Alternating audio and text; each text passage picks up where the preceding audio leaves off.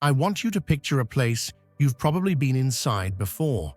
Not a castle, not a cathedral, a courthouse, a government office, an old administrative building. You're not standing at the grand entrance where architects try to impress you.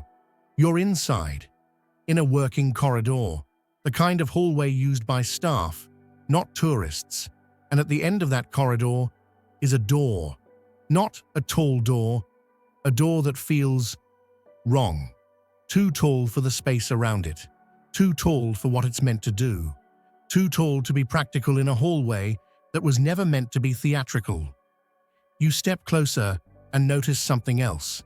The staircase nearby feels off too. Each step is just high enough that your body notices. Not dramatic, not impossible, just inconvenient. And that's when the question appears, quietly but clearly. Who was this built for? Tonight, I'm going to show you 3 layers of one story: architecture, photographs, and a timeline that repeats the same few decades like a bruise you can't stop pressing. But I need to say this from the start. I'm not asking you to believe anything. This isn't a demand that you accept giants, lost empires, or secret histories as fact. This is an investigation into patterns people are trained to ignore. Because the scariest thing in the real world isn't a monster. It's silence. It's the moment a question becomes socially illegal, without anyone ever banning it. I didn't begin by looking for giants.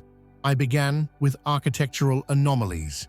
Doors that felt oversized, corridors that swallowed sound, staircases that didn't match an average stride, furniture that looked normal, until you tried to imagine using it all day. At first, you explain it away. Old buildings were built to impress. Standards were different. Materials were cheap. People liked grandeur.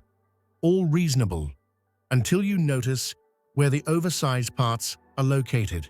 Not at the entrance, not in ceremonial halls, but in internal doors, back corridors.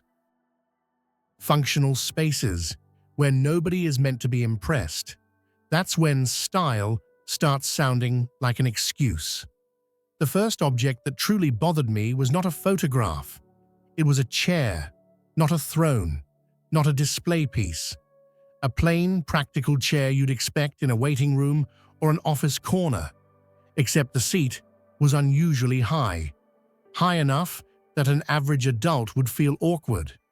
The backrest rose like a small door, and the armrests sat where your arms would hang uselessly. It had been labeled decorative, but truly decorative furniture doesn't wear in the places this one wore.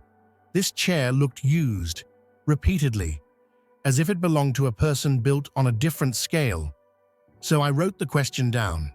The way investigators write questions, when they don't want to admit what it implies.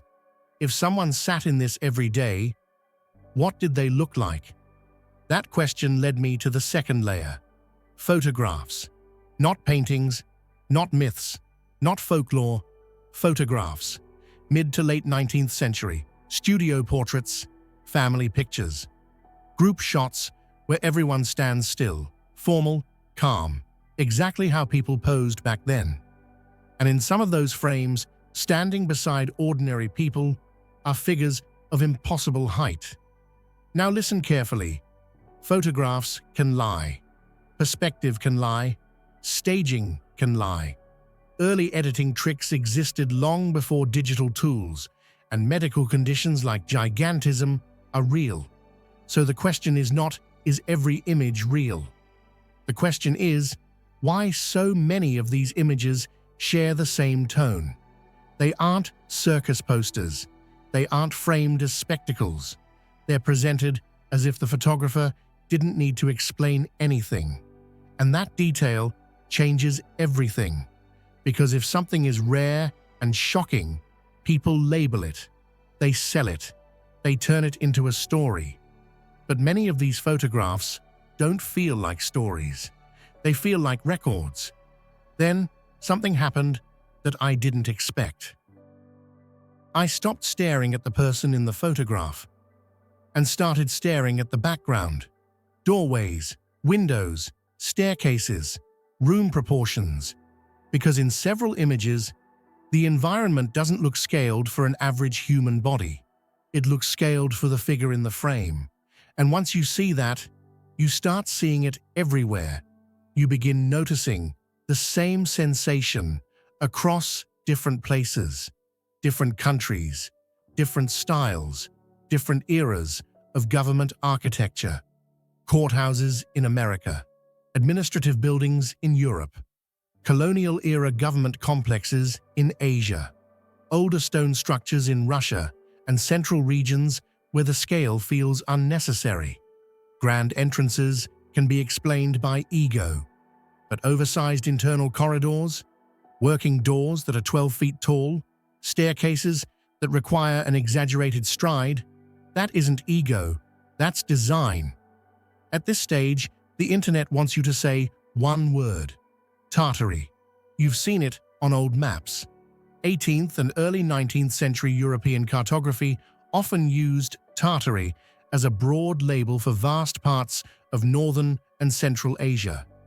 Important nuance: that label was not always a single nation in the modern sense. Sometimes it was a catch-all term for regions outsiders didn't describe with precision. So no, seeing the word Tartary on a map is not proof of a hidden empire. But something still feels strange. The term fades out of mainstream usage as cartography standardizes. And around the same general window of time, a cluster of other things changes too.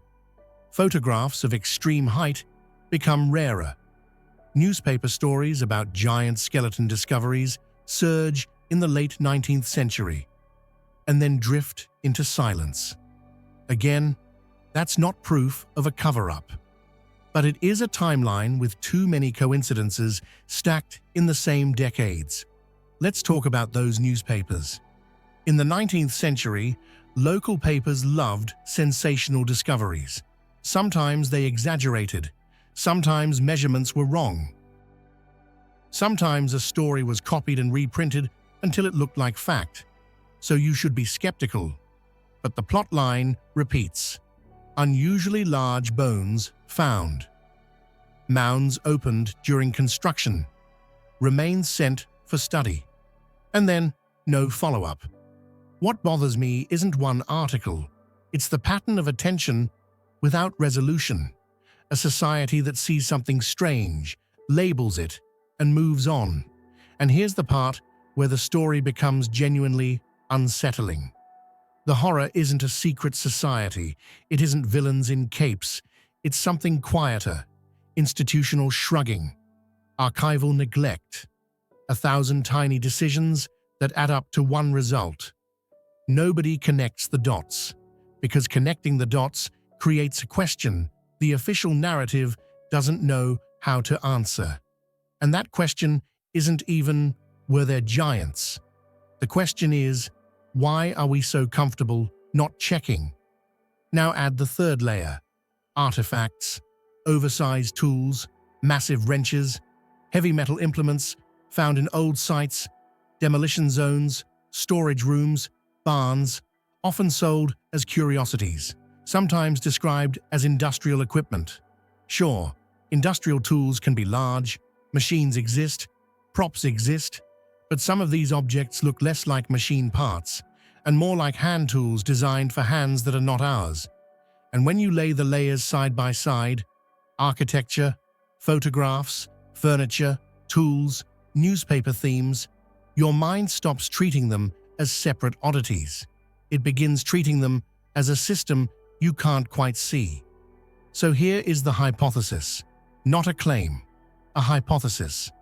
What if the giant figures, when they existed, were not rulers or myths, but a functional class?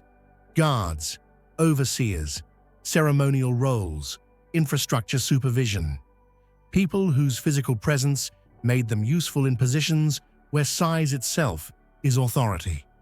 In that scenario, oversized doors in administrative buildings stop being pointless. Oversized chairs stop being jokes. and formal photographs stop being circus tricks. They become colder than that. They become evidence of a different standard. But I want to flip the question, because this is where the content becomes real, even for skeptics. Even if you remove the giants entirely, delete them from the story, architecture remains. Why do so many older official buildings contain proportions that are uncomfortable for average people? Why do these design choices appear in working corridors, not just ceremonial halls?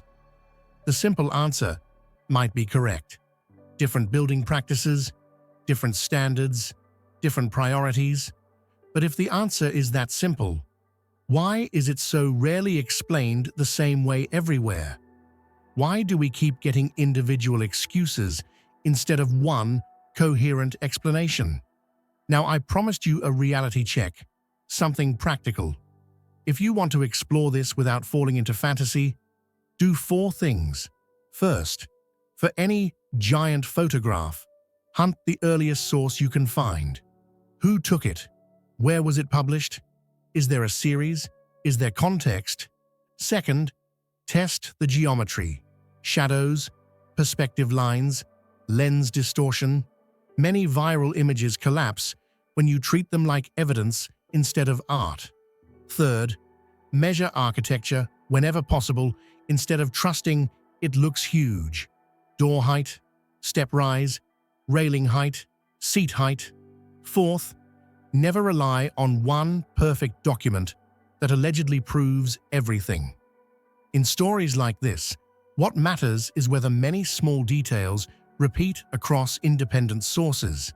And now the final thought, the one that makes this story uncomfortable. The most frightening version of this isn't a conspiracy. It's normal life. We inherit structures we didn't build. We adapt to designs that weren't made for us. We walk through oversized doors and never ask why. Because the moment we ask why, we admit that history might not be a clean line of progress. It might be layered, and the newest layer always believes it created everything beneath it. So I'm not asking you to believe in giants. I'm asking you to look at the world like an investigator. If you've seen doors that feel wrong, staircases that don't match the body, furniture that seems built for someone else, tell me where. City, building, approximate construction period, and what exactly felt off. In the next episode, I'll do 2 things.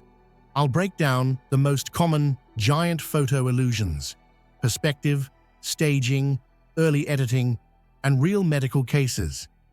And I'll map architectural anomalies that show up again and again in official buildings across different regions. Because the question that matters isn't, do you believe? The question is, what did we stop noticing because someone taught us to call it decor?